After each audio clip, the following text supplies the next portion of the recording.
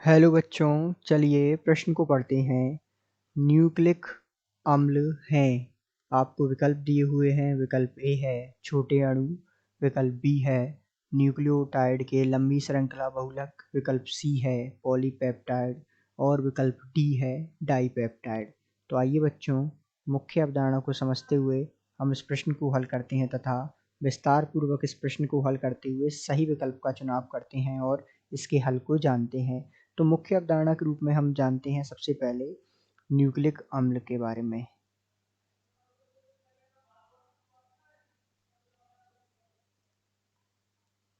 तो जो न्यूक्लिक अम्ल होते हैं वो बहुलक विशाल जैव अणु होते हैं, अर्थात ये बहुलीकृत या बहुलक विशाल जैव अणु होते हैं।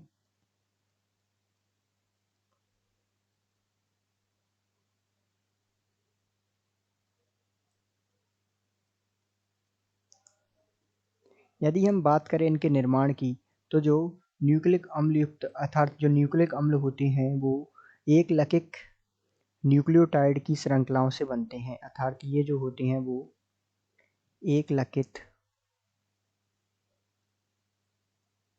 न्यूक्लियोटाइड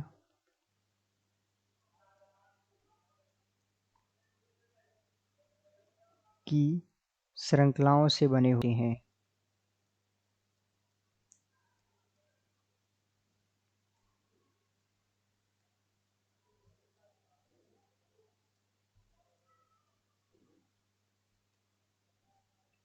तथा जैव रासायनिकी के अंतर्गत यदि इनकी बात करें तो ये अणु आनुवंशिकी सूचनाओं का काम करते हैं, अर्थात ये जो अणु होते हैं, ये जो अणु हैं वो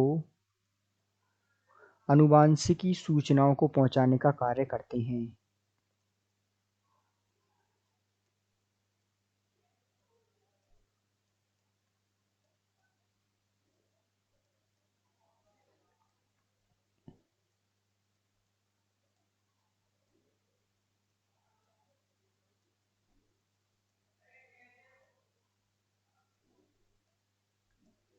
अर्थात साथ ही ये कोशिकाओं का ढांचा भी बनाते हैं। तो ये जो है कोशिकाओं का ढांचा भी बनाते हैं।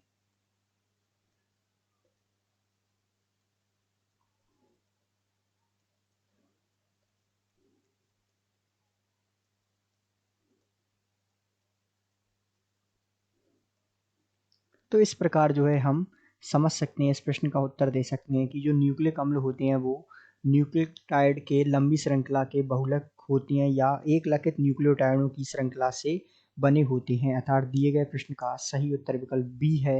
आशा करते हैं आपको समझ आया होगा। धन्यवाद।